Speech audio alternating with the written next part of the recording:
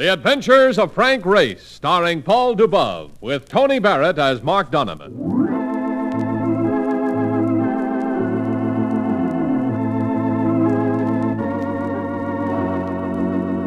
The war changed many things, the face of the earth and the people on it. Before the war, Frank Race worked as an attorney, but he traded his law books for the cloak and dagger of the OSS. And when it was over, his former life was over too. Adventure had become his business. The Adventures of Frank Race.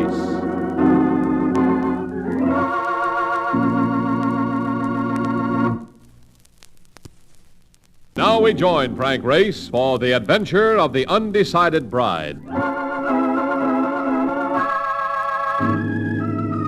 Welsh rarebit, as prepared by my favorite chef at the Waldorf, is a weaver of lovely dreams. At least it is for me. Having supped on that delicacy, I was sleeping peacefully, watching the gyrations of an oriental dancer conjured up to perform in my private dream world. Her dance and my dream were both interrupted by a peasant who has little taste for the finer things in life. Hey, Ray! Oh, Mark, what is that racket? What are you doing out in the kitchen? What am I doing, the man wants to know? After poisoning me with that Welsh rabbit. Look, ain't there any bicarbonate or soda in this joint? I'm dying. Well, do it quietly. You just broke up the best floor show since Ziegfeld. Yeah, well, that's fine. But at least I am going to open these windows and get me some air. I'm on fire. That sounded like a shot, Mark. Yeah, in the street. Come here, quick. Look, down past the street lamp, see? There were 3 of them in the otherwise deserted street. 2 of them were men sliding carefully along the wall of a building. And their objective, framed in white and huddled in a doorway, was a woman in a bridal gown with an automatic in her hand and terror written in her upturned face. Hey, we better get down there fast, Ray. She's in trouble. No time for that. I have a gun in the drawer here. They're getting set to Russia. We'll stop that right now. I'm hit, Ray. Hey, you winged him. Get me to the car, quick. They won't hang around now. We can go down and get the girl. Yeah, she's pointing the gun this way. Duck, Ray, duck! Hey, you hit? No. But I find the idea of an armed bride on the loose in Manhattan at 2 a.m. very interesting. Jump into some clothes and let's go.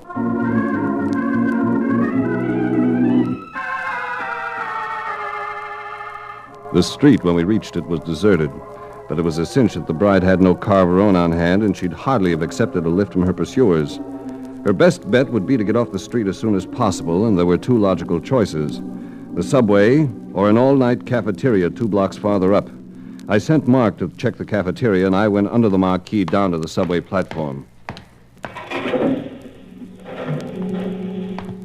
The station was empty at first glance, but then the mirror on a penny weighing scale caught my eye halfway down the platform.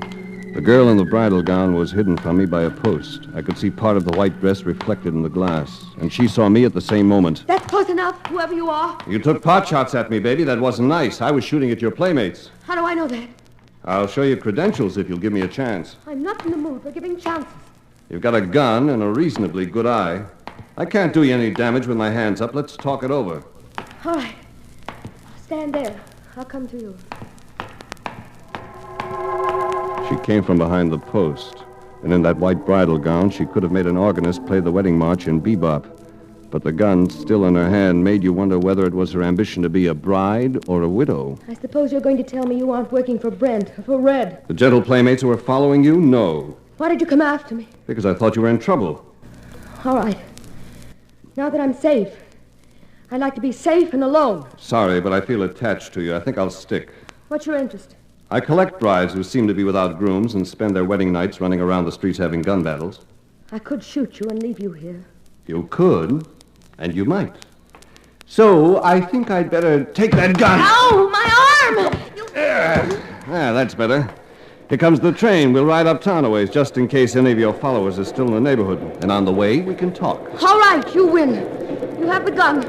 Now I have something else for you. I had taken the gun from her at the brink of the platform with my back to the train. She shoved me off balance, and I went down on the rails.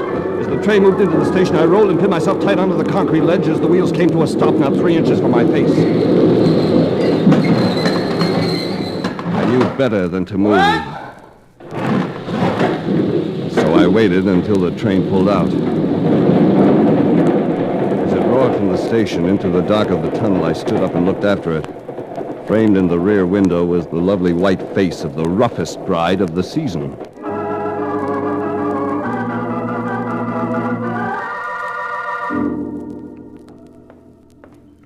Hello, friend. Holy cow, what happened to you? I had a little experience in the subway. Look, why don't you pay the dime fare? You're too tall to sneak under the turnstile. Our lady in white tried to dress me in black permanently. She pushed me under a train. All of which mightn't have happened if you came back to the subway when you didn't find her here. Yeah, so how could I figure you couldn't handle a dame? I needed a hamburger with some ketchup to drown out the taste of that Welsh rabbit. I've got to find out who that girl is. All right, so why don't you ask me? How would you know? I read the papers. A pretty kisser is on page 1 of the Sunrise edition. Here, look. See that? There it is. Society girl, Mrs. Wedding. And the guy is the Joe she was supposed to marry yesterday afternoon. Oh, his name is Brent. William Brent. And her name is Marnie Costa. So she didn't marry a man named Brent, and one of the men chasing her was named Brent. Yeah. Hey, then something else fits. He must have been the guy you winged. That's right. And he called a guy named Red to help him. Wait a minute. That must have been the best man. Here, Charles Red Wharton. He was an All-American in 46 football, Paul, see? No, I don't see, Mark. But I'm going to. We'll have a busy day tomorrow paying calls.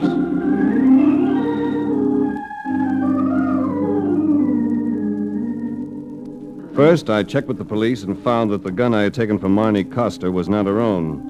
It was registered to Brent, an odd gift from a bridegroom, particularly for a wedding that failed to come off. Among other things, I learned that Brent ran a lucrative importing business with Red Wharton as junior partner. I dropped in to visit. I'd like to see Mr. Brent. I'm sorry, but both Mr. Brent and Mr. Wharton are tied up. Oh, that's too bad. My firm will be placing a couple of $1 million in orders this month. I thought they might want a piece of the business. I'll see if one of them is free. What's your name? Race. Frank Race. Yes? Sorry to disturb you, Mr. Brent, but there's Mr. Frank Race out here, and he wants... Send him in. And ask Red to come in, too. He just went back to his office. Yes, sir. You can go in, Mr. Race. Apparently, Mr. Brent has heard of your firm. Yes. Apparently he has. William Brent sported a crew haircut that bristled all the way down to his eyebrows. He had about as much forehead as a Neanderthal man, but the signet ring he wore was Phi Beta Kappa. He had one arm in a sling, and the fingers of his free hand drubbed a tattoo on the desk in front of him. How much, Race? How much what? Don't stall. You witnessed a rather embarrassing scene last night. I'll make it worth your while to forget it. And you're willing in turn to forget that I put a bullet in your shoulder? Yes. How about $10,000? 10,000... All right. I'll send it to you later this afternoon. At your apartment. Ah, you know where I live. Yes. Red checked the apartment after you fired on us last night. Will the money be in cash? Oh, of course. I'll send somebody for it right now. Don't bother. I was only testing prices, not selling. Come in, Red. You've been listening? Yeah. I've been listening.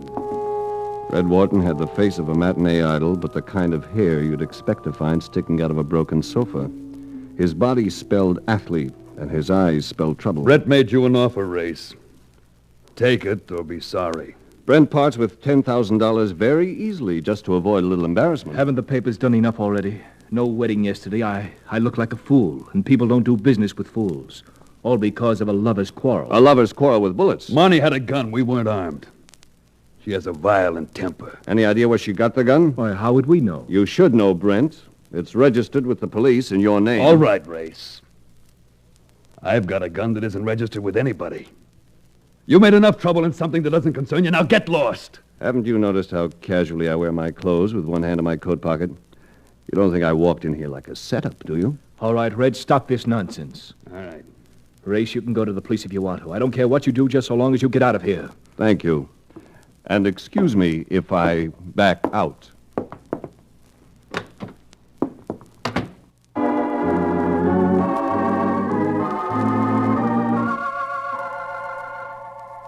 On the way out of Brent's office, I made a fast dinner date with his secretary. I figured she might keep it to herself and, with the help of candlelight and wine, give me a rundown on what cooks in the importing business as conducted by Brent and Red Wharton.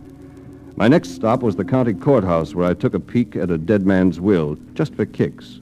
It was the will of Rupert J. Coster, father of the gun-toting bride, Marnie. Yeah, that's what you want, Mr. Race? Yes, very definitely. Coster left his entire fortune to his daughter to be held in trust until her 25th birthday. See. But if she marries before her 25th birthday, control of the money passes to her husband. Nice spot for a fortune hunter. Well, I guess the old boy wanted to make sure she didn't marry too young. And she hasn't, not yet. I'm going to check the birth records. I've got an idea that Marnie Coster is still a bit short of her 25th birthday. That's possible. Here, Pop. Oh, thanks, Mr. Race. So long. I left the hall of records and went down the steps into the street. I turned toward a cab stand, but I was jostled the other way. Going my way? At first glance, he looked and sounded like a kid on his way to the junior prom. But there was a blue beard line that said he'd been shaving for a long time. His pork pie hat and bow tie were something to smile at if you weren't familiar with the glint in his eye. It came from smoking a brand you can't get at the corner cigar store. The schoolboy face belonged to a professional killer. Thought you were told to mind your own business. Now walk over to that parking lot. And if I don't? I'll give it to you right here. I don't play games. No, your type doesn't. I'll walk. He was going to handle like a crate of nitroglycerin. I intended to make my play as we reached his car, but as we went behind a billboard, he played first. Now, this ought to be real good fun.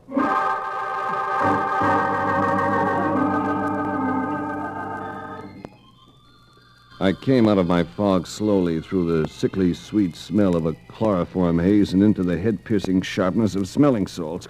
Come on, Reese. Come on, will you, kid? Come on, take one more whip. Oh, somebody slugged me, then I was chloroformed. But how did I get home here? That's something I don't know. But I do know this. You got to snap out of it and fast. He was lying here when I come in with his gun in your hand. It's been fired, Race. And that cookie sitting in your favorite chair is very, very dead. I looked at the chair by the fireplace, and staring back at me with a bullet through his head was William Brent, the importer who never got to be a bridegroom.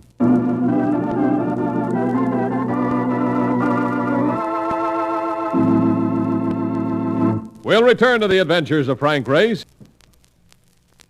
And now, back to the adventures of Frank Race.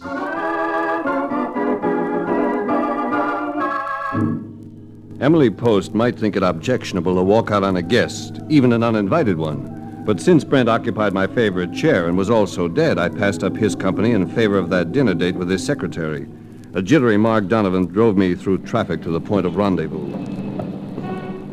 Look, Race, if you don't call the cops about that stiff, they are going to tie a can to your tail, but good. And if I do report it, before I know who did the killing, I'm not going to get a chance to untie the can. I woke up in my own apartment with a gun in my hand and a corpse. I'll need more than ad-libs to explain it. Yeah. Look, how about that character with a pork pie hat that you told me about? You ought to be trying to tag him. I want you to do that. Oh, great, great. I chase a weed smoker whose idea of romance is to strangle somebody. But you got it tough. You have dinner with a doll. She's a very plain girl, really, Mark. Who you kidding? You wouldn't date a plain Jane Assault. Who killed Cock Robin? All right. How do I start finding a guy? I described him to you. He's probably a hood brought in from someplace to do this job on Brent. If he is, he's been paid off by now. A lad like that might make a loud and expensive tour of the night spots. Drift between the Halo Club and the Siamese Angel. He'll hit one of them sooner or later. Okay. Here's your stop, the Vendome. Drive past it to the florist. I'll pick up a corsage for the lady. Yeah. Maybe I ought to get one, too, huh? For my blind date. A bouquet of poison ivy.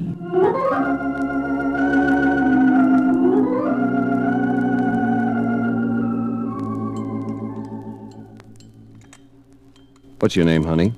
It's Margie. I hope you don't think I make a habit of dating just anybody who comes into the office. I'm certain you don't. And happy that you made an exception in my case. I've been wondering how much of an impression I made on your boss, Brent. I really don't know. He left the office right after you did, and he didn't come back. How about Red Wharton? He left, too. He had a dinner date with Marnie Coster. Red had a dinner date with the girl Brent was supposed to marry? The one who ran out on him? Sure. The three of them were fighting all the time, but they always made up. I guess Mr. Wharton will calm her down, and she'll marry Mr. Brent after all. I'll bet against that. Huh? Nothing.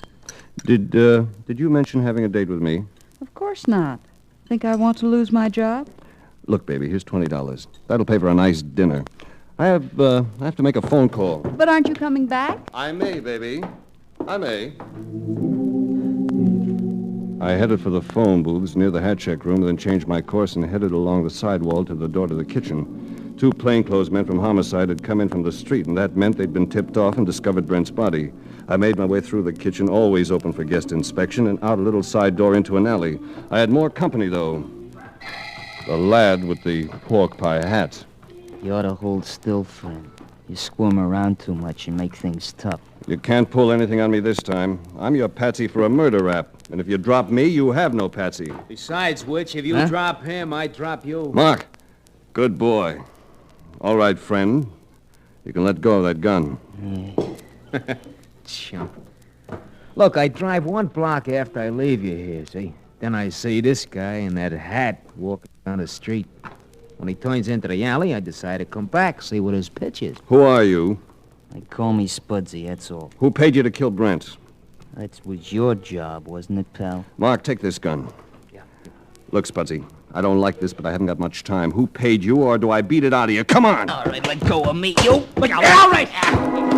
I hit him, and he went back into some rubbish and came up with an empty bottle. He broke it as I closed in on him and jabbed the jagged end in my face. I stepped aside and caught him flush on the jaw.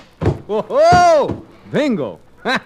Well, that boy ain't gonna appear on information please anymore tonight. No, maybe the police can get it out of him. You find a couple of boys from Homicide out front. Have them take him in on suspicion. I'm gonna go over this fence and pay a call on Marnie Coster.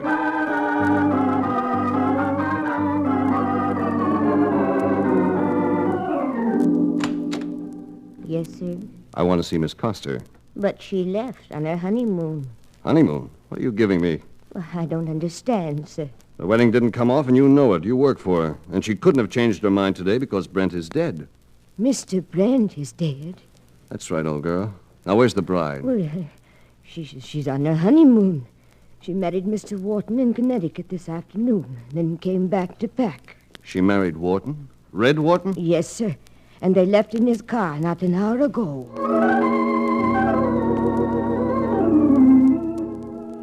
A spare groom is a handy thing to have when a girl's first choice turns up dead. But suitable honeymoon accommodations are not made on short notice. Since Red Wharton had taken over the bride, there was also a chance he'd taken over the accommodations. Mark picked me up, and we broke into the Brent Wharton Importing Company office to search for a clue. I just don't know what you expect to find, Race. Just a scrap of paper, maybe the name of a hotel, some resort, steamship reservation, anything. Hey, wait a minute, wait. Don't secretaries take care of that kind of stuff? Marcus, you're right. You keep looking here. I'll check Margie's calendar notes. Okay. Huh? Who's Margie? Brent's secretary, my dinner date. May Heaven and Emily Post forgive me.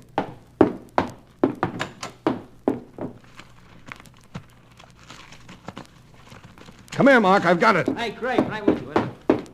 Yeah, good. What'd you find? The Hotel Amarada in Niagara Falls. Niagara Falls? Now, who would ever think of going there on a honeymoon? Well, apparently Brent did. Now, let's hope that Wharton followed suit. Hey, wait a minute. Somebody's coming. That watchman, probably. There's a skylight shaft outside that small window. We can hide there till he goes through. Come on, I'll boost you. Right.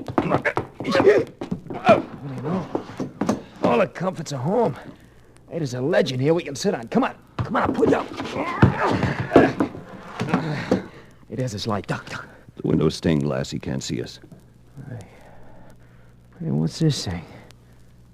Bunch of cans stacked up here. It's a funny Wait a place. minute. Watchman's gone. Strike a match. Yeah, sure, but why? Let's see what you found. Hold it while I open this. Yeah. Hey, that looks like flour. It isn't flour, Mark. It's dope. There's enough here to ruin 1,000 lives and make somebody rich. Now I know why Brent was killed. Come on.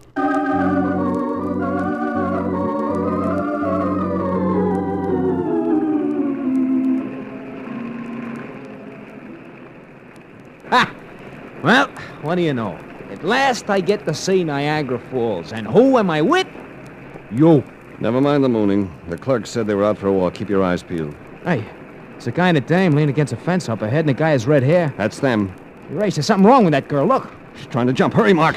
Hold her, Wharton! Let me go, Red! Go! Hey, he's only got her by one hand. All right, Wharton, hold on. I'll get her! Oh, let me go! Oh, all right. Lift her back over the rail. There. All right. Now, just put her down. Sorry I had to hit her, Wharton. It was the only way. I'd have done it myself, but you went over the rail too fast. I just had time to grab her arm. You know what's wrong with her, don't you? Yeah. Narcotics. She's been trying to quit. Thought she could stay away from him, but it almost drove her mad. You're gonna have to turn her in. Do you know why she killed Brent? Killed Brent? Yes, killed Brent. Oh, don't play, Wharton. Somebody paid a character named Spudsy to kill him and plant the body in my apartment. It adds up to you or her. Which is it? Wait a minute. You're not going to frame up a murder charge against her, Race. She had a gun the night we met, and she was using it. Brent was forcing her to marry him. She started taking dope. He got her into it. Then he started to cut down her supply and squeeze her until she was desperate. Figured he could get her money that way and become the biggest operator in the country. But all of a sudden, Brent turned up dead and she married you. Brent knew she loved me. When I found out about his traffic and what he was doing to her, I was going to turn him in. He said the scandal had ruined her, so I didn't. I just took her away and brought her up here. I'm sorry. I can see it now. But there is a dead man, and somebody has to pay off on him. I'm not paying off, Race. Honey, how are you? Stay back, Red. I'm all right now. I've been listening. It's all right, baby. Don't say anything. I killed Brent. You're just going to the hospital. All right, I'll go to the hospital. We'll go across the border and you'll stay with me. You didn't kill Brent, neither did I. Now, help me up and we'll leave Mr. Race. Red, I'm beginning to see a light. Give me the right answer to one question, and if it is right, I'll let you take her to a hospital free and clear. What do you want to know? Did you really kill Brent? Tell him, darling. Because I didn't. No, Race, I didn't. I think I can clear it up. It's back to New York for us, Mark. I overlooked something.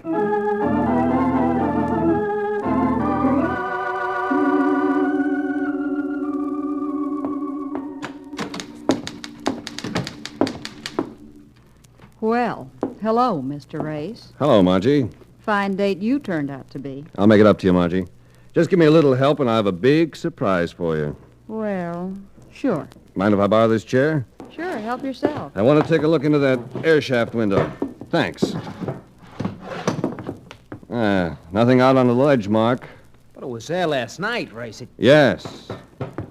And Spudsy was in jail last night, too, but somebody came up with a fat bunch of bail this morning, didn't they, Margie? What do you mean? I mean that Spudsy is your boyfriend, because he tipped the police off about Brent's body and told them they could pick me up at the Vendome. Then he showed up there, too, and you were the only one who knew I'd be there.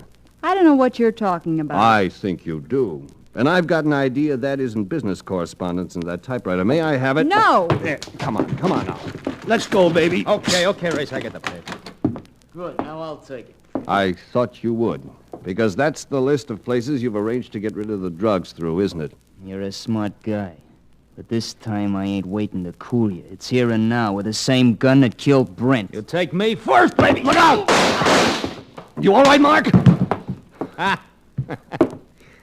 Chum, I am not only all right, but I will lay you odds that he stays out 30 seconds longer than he did when you hit him. Good. Now let's drop these kids off at police headquarters and take this list down to narcotics squads. I imagine the stuff is in your apartment or Spudsy's, isn't it, Margie? Find it. Don't worry, baby, we will. It's too bad Brent suspected you of dipping into his supply and setting up shop on your own with Spudsy. Such a pretty girl, too. Mm-hmm. Hey, Race, tell me something, huh? I should be delighted, Marcus. Look, true now, true. Mm-hmm. Did you kiss this girl when you went out with her? Of course not, Mark. And, you didn't kiss the other one either? The bride? No. No? That's a shame. Yeah. You know, it's getting so there ain't no romance in this business anymore.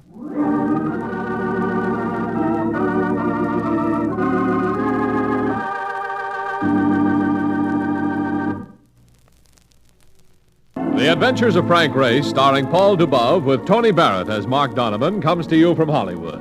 Others heard in tonight's cast were Lorene Tuttle, Jackie Shields, Peter Leeds, Bert Holland, and Don McKee. This series is written and directed by Buckley Angel and Joel Murcott. The music is composed and played by Ivan Ditmars. Be sure to be with us again this time next week for another dramatic chapter in The Adventures of Frank Race.